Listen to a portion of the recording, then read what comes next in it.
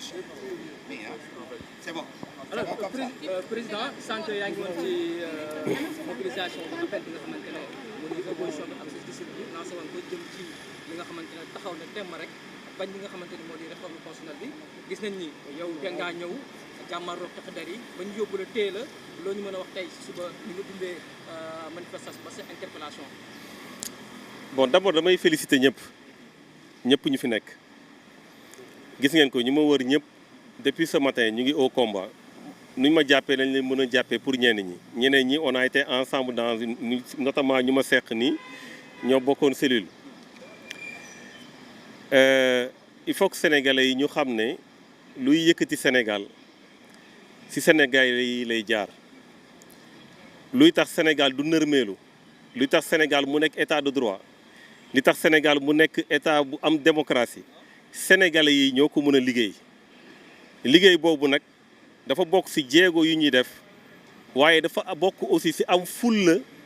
ba yenn gàllankoor yu ñuy indil état de droit ñu bañ ko def ci réew mi te fulla boobu lu ñu fi ñëw ñëpp fulla boobu moo leen indi moo tax ñu ngi féliciter toute la jeunesse sénégalaise ñu ngi féliciter ñëpp ñoo xam déplacé wu nañ bu ñu fàtte le 23 juin le démocrate Abdoulaye Wade avait dit puisque dañuy voter loo xamante ne dafa jëm ci constitution te constitution mu doon loo xamante ne sénégalais yi ñoo ko moom nañu bàyyi sénégalais yi ñu exprimer wu mu amoon deux camps mu amoon camp wu ñu fi nekkoon di gérer ak camp wu opposition bi loolu foofu la 23 juin juddoo fii nag dañoo ne dañuy réviser la constitution jaare la ko ci procédure bu baaxul def ci loo xamante ne amul benn njëriñ pour askan bi ba pare na askan bi du taxaw askan bi du exprimer wu donc non seulement dañu régresser mais en réalité ñu ngi en train de piétiner notre démocratie et notre état de droit Sénégal fu mu yegg tey xalaatuñu woon ci àdduna yegg fa dafa am commencé ci léegi ci cellule bi mu ne ma lii daanaka dafa mel ni tàmm nga ko c'est vrai que mun nañ def nañ presque commissariat yu nekk fii yëpp mais defuñu ko parce que dañu bëgg dem commissariat dañ jàpp ne l'enjeu au pays fii Sénégal c'est un enjeu de développement nan la ñuy def pour sénégalais yi ñu jugee fii jëm fële mais pas ku toog nga ne da ngay jéem a xool nan ngay jalgatee te ñii nag moom ils sont pires que tout le monde te je le dis ici et je veux être très clair sénégalais yi suñuy jugul si ñii c'est des dictateurs nés c'est dans leur ADN soo leen di xool sax ñoom suñuy jokkaloog ay nit dañuy dem ba Chine sur le parti communiste chinois soog a ne ñooñu la ñuy nekkal ay xarit ñoo foog nga xam nga ne dictature moo fa am liberté amu fa démocratie amu fa donc il faut que ñu xam ne suñu jugul pour suñu réew dina nërmeelu te ñu ko nar a nërmeel mooy ñoo xam ne indi wuñ fi compétence indi wuñ fi jàmm indi wuñ fi koom-koom donc jàpp naa ne amul benn njëriñ bu ñu apporter réew mi maintenant nag la réforme constitutionnelle ñëpp xam nañ ne réforme mënul ñàkk ci réew mais tey seen réforme bi nañ ñu wax ban urgence la am ak ban priorité la am par rapport aux enjeux du pays dem nañ sax ba benn moment ñoom gis nañ ne mbir yi ñàkk xorom ba seen propre proposition de loi la ñu amandé maanaam ñoom ñoo bind ñoo proposé ñoo amandé encore ñoom lu ñu proposé ça veut dire qu'ils sont en train de jouer et vraiment on n'a pas de temps à jouer moo tax nag je le dis encore une fois ñu ngi encouragé ñu ngi félicité ñëpp lii c'est un début le combat continue parce que jàkkaarloo ñii mooy jàmmaarloo ak ñoom fii ak jàmmaarloo wuñu ak ñoom lu ñu bëgg ci réew mi duñ ko am. sans surprise adopté nañ ko dans la douleur incident yu fa am na fa jàngate certainement yaa ngi woon dans les liens de la détention mais aussi yaa ngi wax ne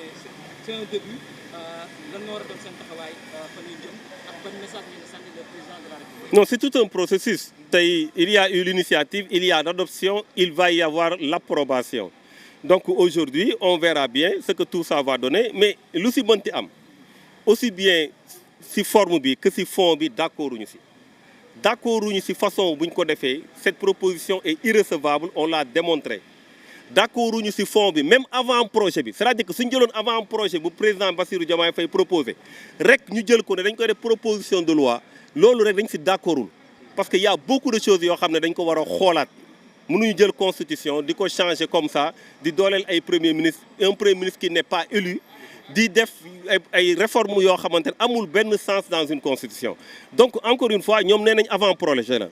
avant projet nag soo ko defee pour man da nga war a bàyyi ba mu nekk projet nga soog ko génnee te balaa muy nekk projet y a tout un processus une démarche inclusive bu mu war démarche inclusive boobu yegguñu ci woon ñoom ñu jël ko def ko proposition tey le président de la République n'est pas encadré par les délais adopté nañu approbation bi président su jëloon mbir mi dugal ko ci tiroiram ba heure bu ko neexee du mujj fenn donc lii ce n'est pas une priorité on tourne la page mais référendum dans quel contexte dans ce contexte-là où bu ñu war a dem élection législative normalement su dee dissoudre nañ assemblée bu ñu war a dem élection locale nga bëgg a def encore référendum on va passer toutes nos années à faire des élections mais quelle est la priorité aujourd'hui de cette réforme nañ ma wax benn article boo xam ne suñ ko deful tey Sénégal du avancer mais y en a pas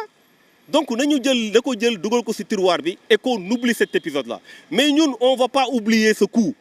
def nañu ko benn yoon mais je vous dis que on va s'organiser parce que xam nañu ñii ay dictateurs lañ ñu ngi yor assemblée nationale bi ñu ngi ko def affaire partisan demain ils vont essayer de voter d'autres lois tey am na lu ñu wone suba on va s'organiser davantage on va se battre pour ce pays-là incha allah jërëjëf. La jeunesse.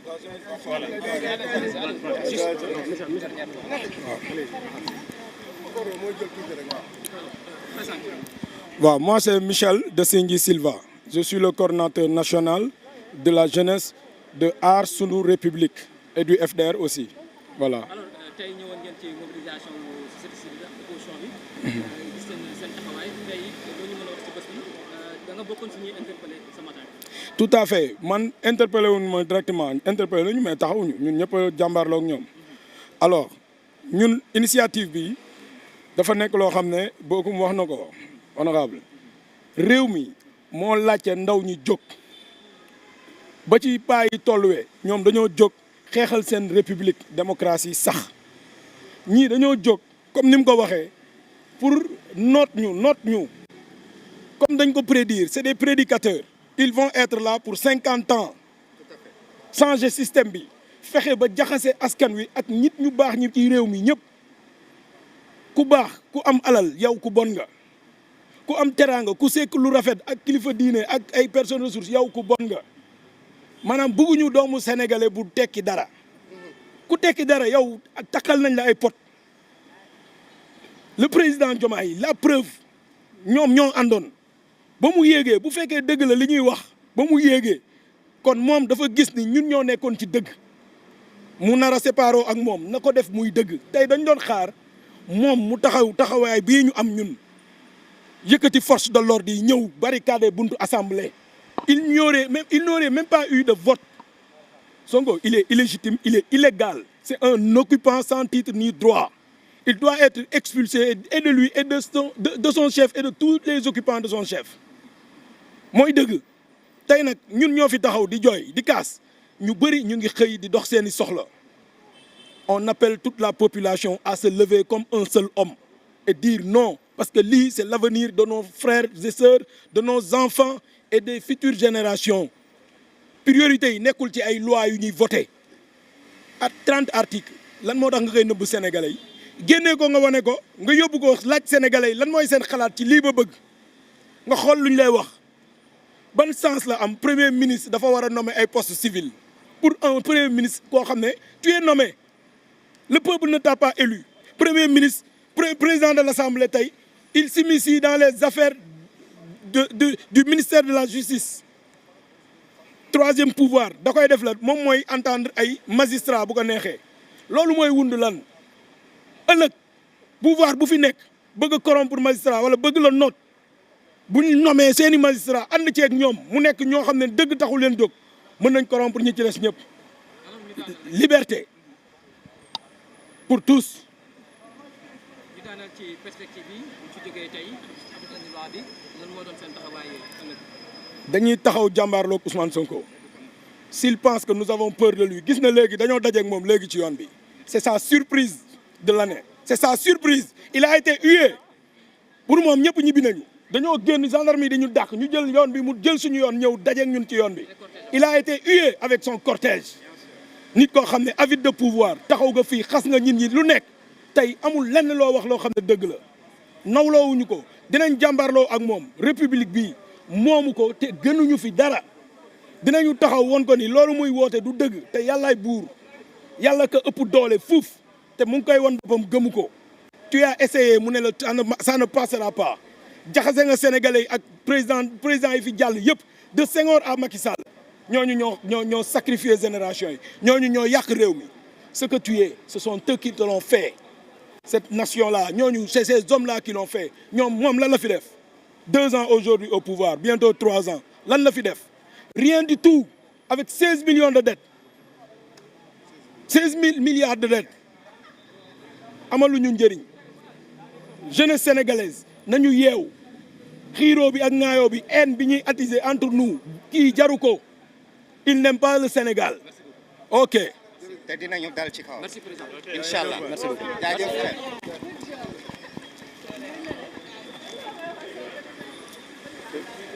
tëj ko benn waaw bon ñu tëj bokk Sénégal 7